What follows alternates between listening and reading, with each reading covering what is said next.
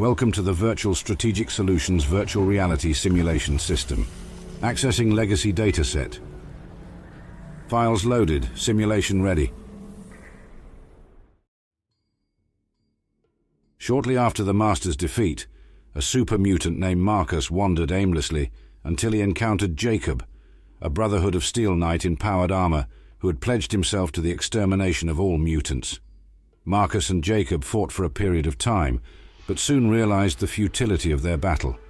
They became friends, even though Marcus still thought that Jacob would have been improved by a dip in the FEV vats. As they wandered through the wastes, they attracted a small following of war refugees. The refugees believed that Marcus's strength and Jacob's power armor offered them a certain level of protection from the hazardous wasteland. Eventually, Marcus and Jacob led the refugees to settle in Broken Hills to exploit the uranium mine there. The mine in Broken Hills provides all the uranium that Vault City and Gecko need for their atomic power plants. The ghouls and mutants that live and work in Broken Hills make ideal uranium miners, since they are not affected by exposure to radiation in the mine. Since Vault City will deal only with humans, the miners must use human traders as their intermediaries. These traders charge the miners excessive commission for their work. Tensions in this multiracial community over time have greatly increased, and the human merchants have been accused of outright theft.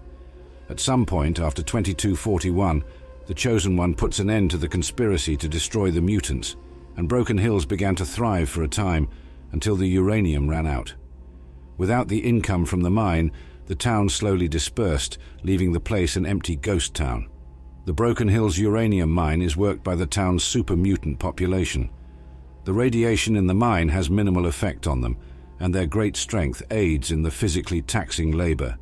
The mine does require an air purifier, however, as toxic gas buildup makes the mine inoperable unless it is regularly filtered.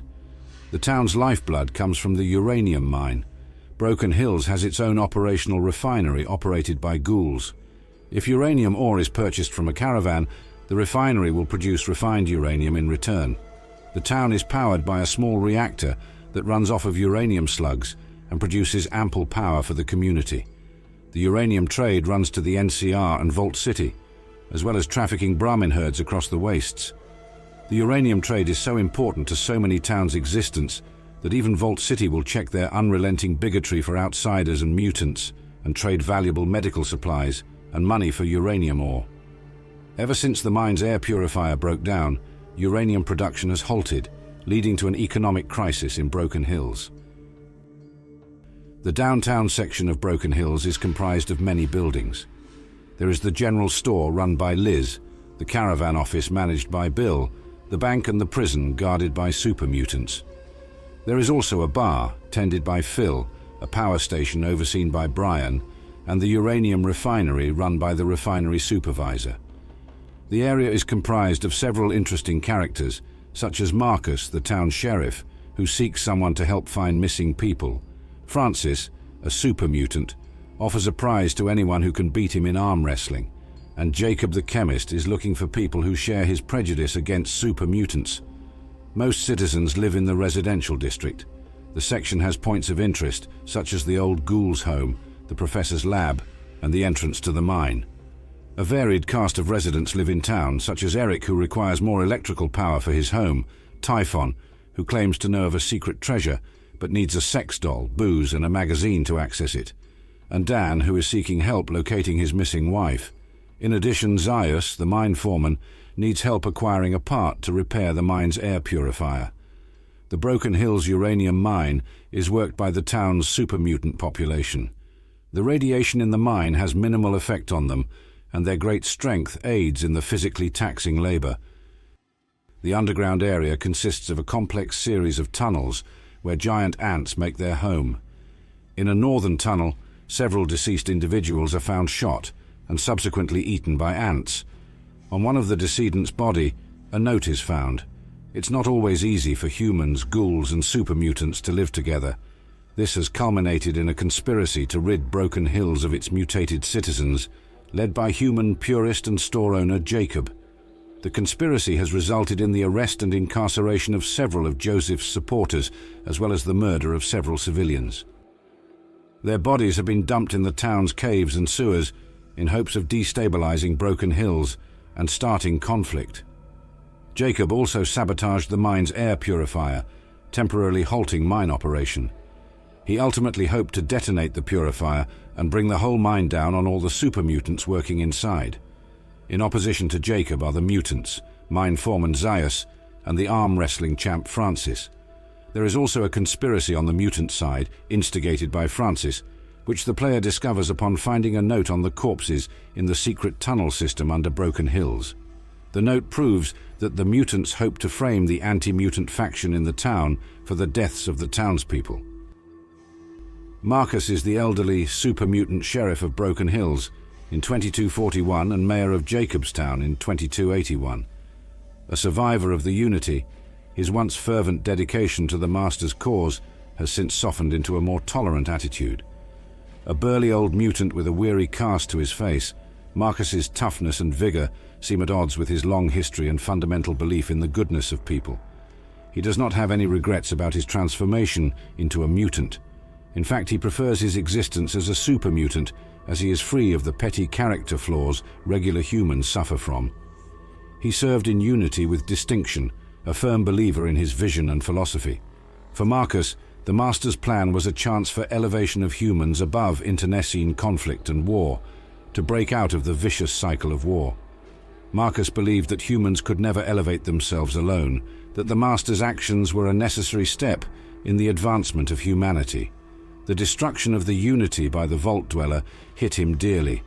As a result, the Vault Dweller was initially an object of his hatred, for whom he eventually developed a healthy respect.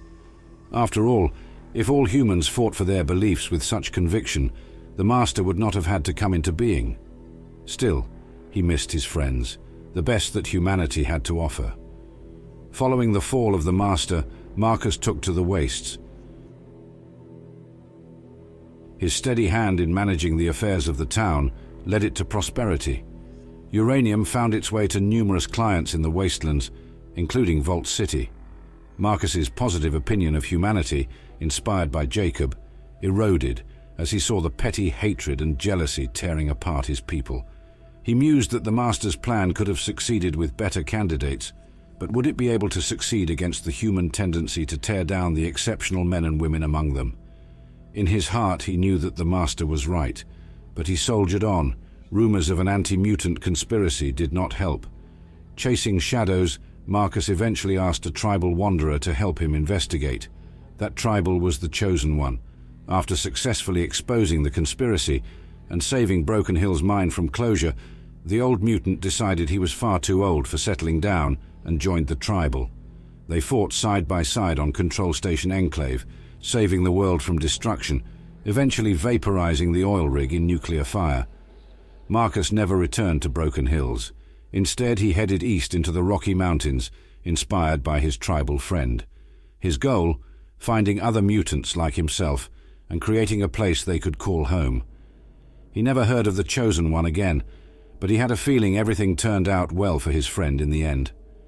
Marcus turned out to be a charismatic leader, gathering a sizable following of super mutants. Eventually, he and his followers reached Black Mountain, a pre-war satellite facility irradiated by a direct nuclear strike. Scavengers avoided the place due to high amounts of radiation.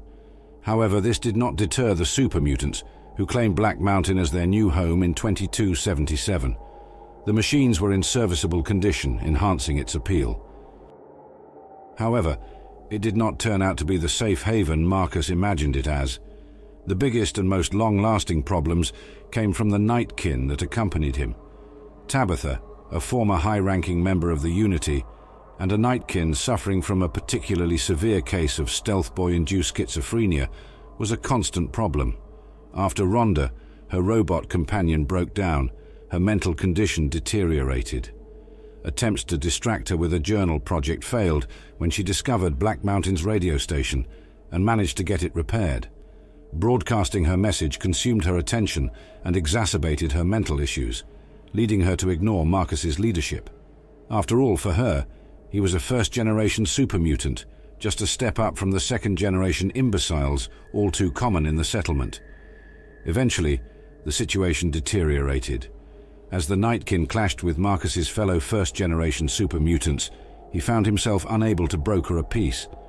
Rather than aggravate the conflict, he chose to leave along with those mutants loyal to him and found another community in 2279, but not before smashing Black Mountain's radio transmitter in an attempt to hamper Tabitha's efforts. The radio did not remain broken for long, however. Raúl Tejada, a wandering ghoul mechanic from Mexico, had been attracted by the broadcast's sudden disappearance and offered to fix it. But much to his dismay, Tabitha decided to imprison him for his efforts and keep him around to be on hand to fix other broken things. With her voice back on the airwaves, Tabitha was free to implement her utopian project. The state of Utabitha was born, broadcasting a rather peculiar, if not insane and rambling radio message throughout the wasteland. A permanent element of the program was the harassment of Raúl, who was constantly threatened with execution if he didn't fix anything and everything around the complex. Having gained a firm foothold, the Nightkin from Utabitha started harassing travelers and merchants on the I-15 for supplies and food. Although the victims reported the matter to NCR Rangers, they were unable to divert men and resources to take care of the problem. In the meantime, Marcus and his remaining followers traveled to the resort at Mount Charleston, where they founded another settlement. Marcus named it Jacobstown to honor his old friend. The place was perfect, far away from human settlements to remain peaceful and big enough to house the mutants and their crops. Marcus's ultimate goal was to establish it as a valuable trading partner and an example of human-mutant cooperation. A second Broken Hills. Marcus has also founded a research project together with Dr. Henry of the Enclave, trying to find a cure for Nightkin schizophrenia. His promise of cure attracted Nightkin leaders such as Keene and Davison and their followers to the town, but as the research dragged on, the Nightkin began to lose their patience. By the time the courier arrives, Davison had left with his followers, while Keene's patience was teetering on the brink. Something had to be done, quickly.